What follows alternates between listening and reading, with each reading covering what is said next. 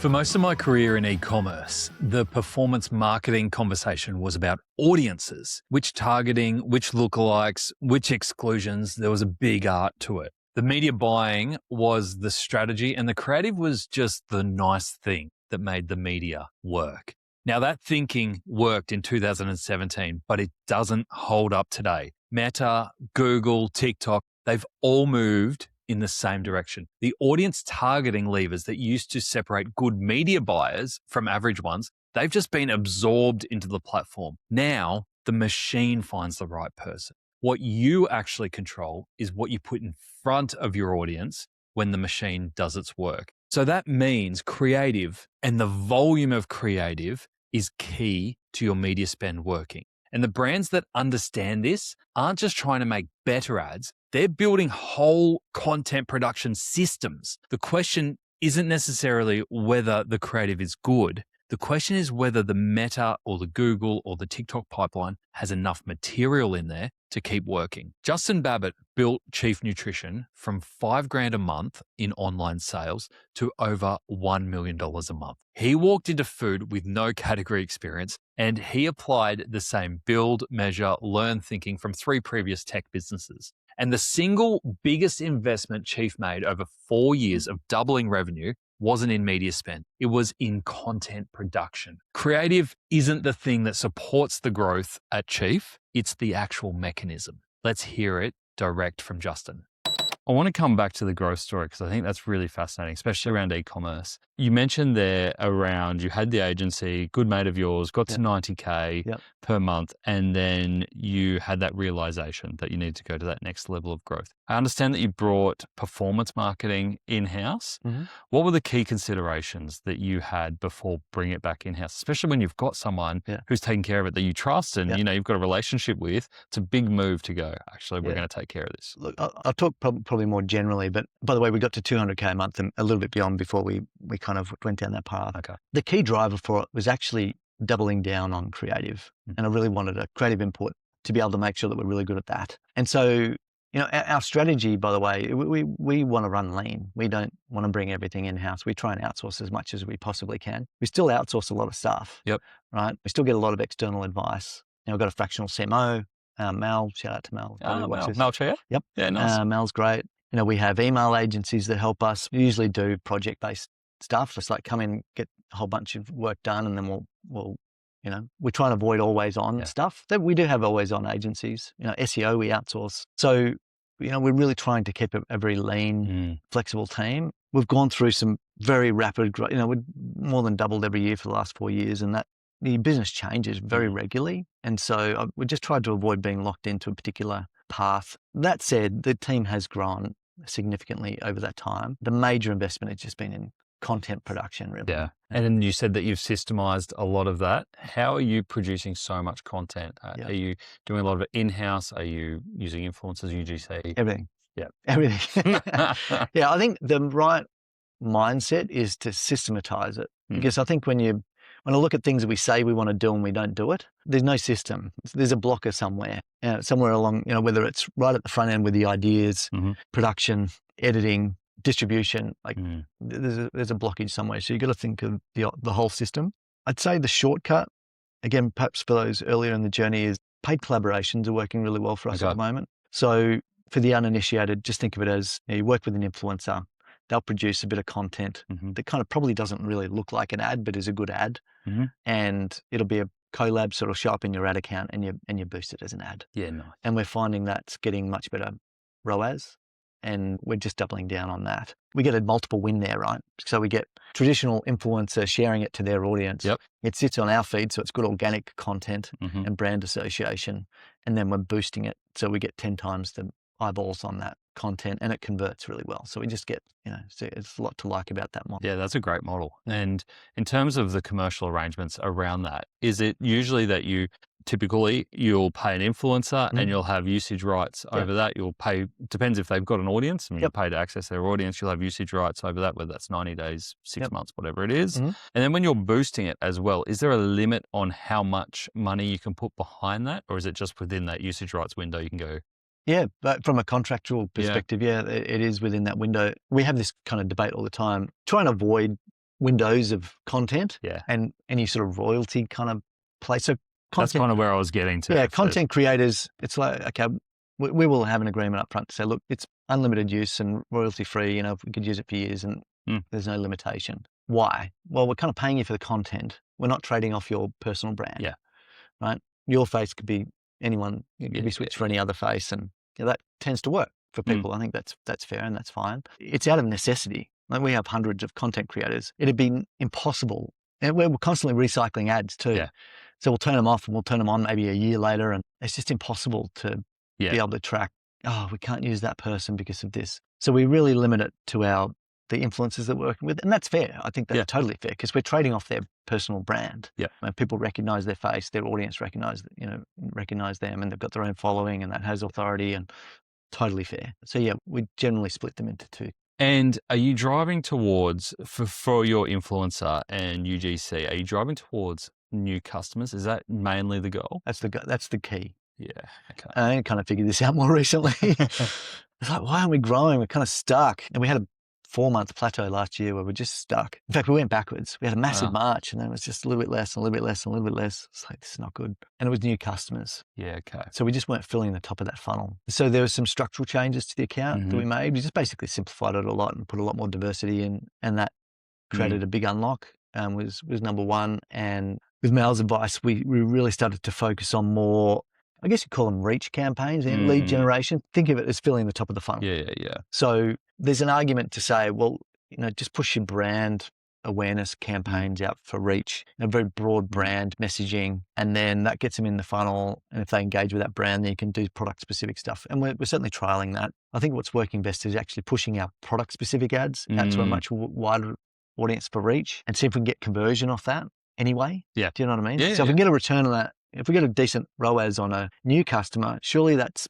better. Maybe this is just performance marketing thinking, and maybe it's wrong. But my current thinking is that if we can get a conversion on that reach campaign, that's better than brand impression that doesn't get conversion on that reach campaign. Because we're definitely winning that customer. Yeah. And that's definitely paying for itself. So we can do more of it. I think that's actually changing too, in what I'm seeing at least, is that Meta is kind of saying, actually, if you want conversions at the end of it, yes, we get this idea about a funnel and you've got to fill the funnel, but let us take care of it. So just tell us what you want. Yeah. Do you want awareness, and that's where you want it to stop? Because you might be driving sales in store or whatever it is, that's fine. Do you want traffic to your site? Because then you can get them to sign up, do whatever you want.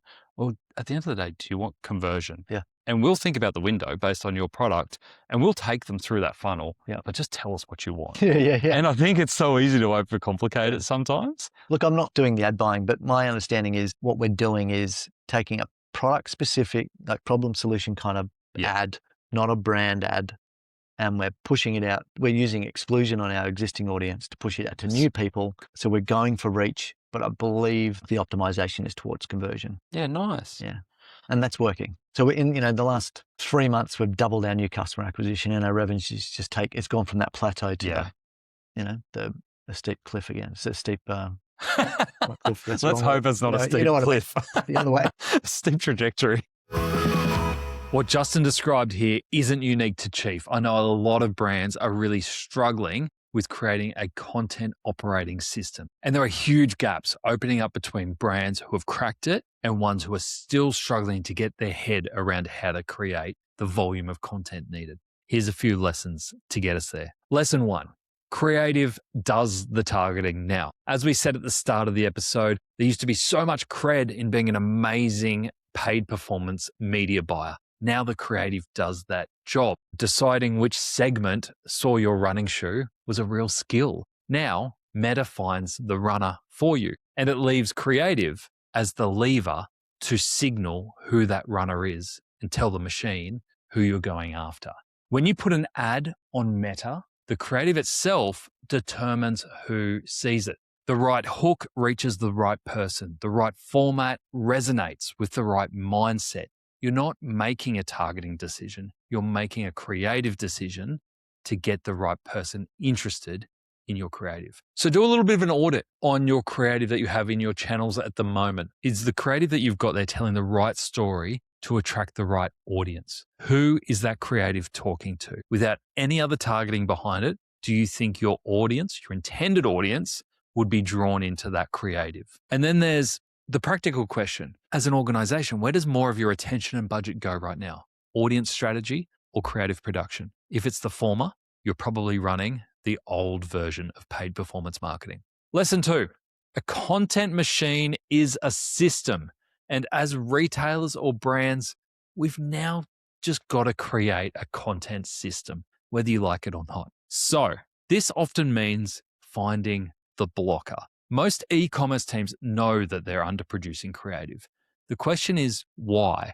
It's rarely effort. We're all very busy and trying a lot of things all the time. The issue is almost always a blocker somewhere in the pipeline, which is making it hard to get creative up and running quickly, and it gets stuck, whether that be at approvals, whether that be at creation, whether that be at syndication. So the pipeline has 4 stages: ideas, production, editing, and distribution. If content isn't getting made, one of those is broken. The fix isn't always more people or more budget. It can often slow things down. It's finding out where the output stops and solving for that. And often it means changing business rules and practices. One of the most structural solutions is to eliminate handoffs entirely. At Ovira, Alice Williams identified the blocker as the gap between what the person who knew what the algorithm was rewarding and the person making the content. By the time a brief had moved between them, the moment was usually gone. Her solution was to merge the roles together. One person in the ad account, running spend and making creative at the same time. No handoff, no brief, no delay. And her take on performance marketing is really pointed. It's not a media buying skill. It's a creative skill. Most performance marketers are not good at creative, but creatives can now be performance marketers. For teams where that restructure isn't an option, AI can be a shortcut, but only when you give it proper context. Mike Halligan from Scratch found generic AI output unusable until his creative strategist built a context document covering what good Scratch creative looks like, what tone to use, what to avoid, and that investment lifted usable output from about 15% to 80% with AI in the process. When it comes to content, AI doesn't always have to create the content, but it can definitely speed up the process to create that content engine. And lesson 3, volume only works if new creative gets time for a genuine test. Building a content pipeline that runs super fast is one thing, but making sure that creative actually gets tested is another. The trap that a lot fall into is to produce a lot of creative, throw it all into the machine, and wait for the algorithm to default to what it already knows works. If new creative is sitting in the same campaign as proven winners, Meta concentrates spend on the familiar. New work gets minimal exposure straight up, and it often underperforms the established creative, and it's easy to write that off as an unsuccessful trial before it even gets time to work. The fix is a dedicated testing campaign for new work. At Scratch, Mike keeps new creative isolated from the proven winners in separate campaigns.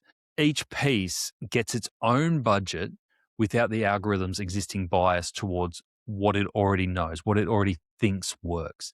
When something performs, he then moves it into the main campaign. When it stops working, it gets archived. And a lot of the time it gets resurfaced later because Meta loves that. Meta loves resurfacing old content once it's had a break. 60 to 70% of Scratch's sale now come from creative launched in the last 2 to 3 months. And that's exactly what a system designed to keep finding winners actually looks like. For teams producing at higher volume, the same logic still applies. Paula Mitchell's team at Freedom now runs 30 to 50 creative variants per campaign using AI to generate variations. Doesn't always have to be huge variations, but little variations. And that's using the same team with no additional production budget. Her condition for this is to produce reliable data. Equal starting conditions for every variant, equal budget, equal airplay. Her view is that unequal exposure produces misleading signals and bad decisions. You can easily go down rabbit holes based on those bad signals.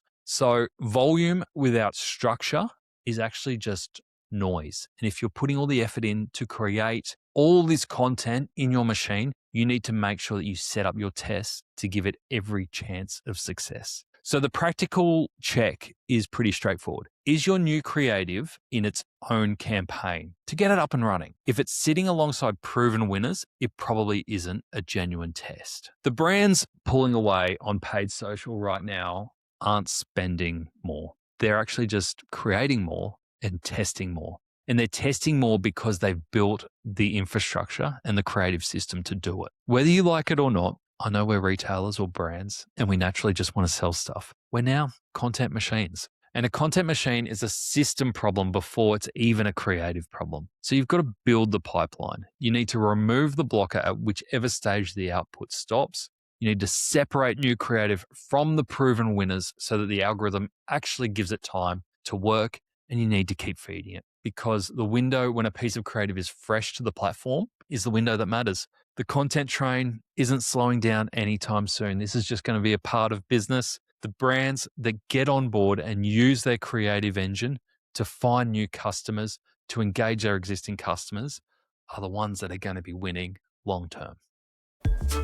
Look, you probably know this already, but customers aren't just Googling products anymore. They're asking AI what to buy. And if AI can't understand your brand, it won't recommend it. That's why Studio Hawk, Australia's largest dedicated SEO and AI search agency, is offering Add to Cart listeners a free SEO and AI search master plan. You'll get an in-depth audit of how your brand appears across search and AI platforms, plus a custom roadmap to improve your visibility. And to help you get started straight away, you can also download their free e-commerce AI visibility toolkit. It's packed with prompts, checklists, wireframes, and a step-by-step digital PR framework. Head to studiohawk.com.au/add to cart. That's studiohawk.com.au/add to cart to download your exclusive toolkit and request a personalized master plan. We'll put the link in the show notes as well.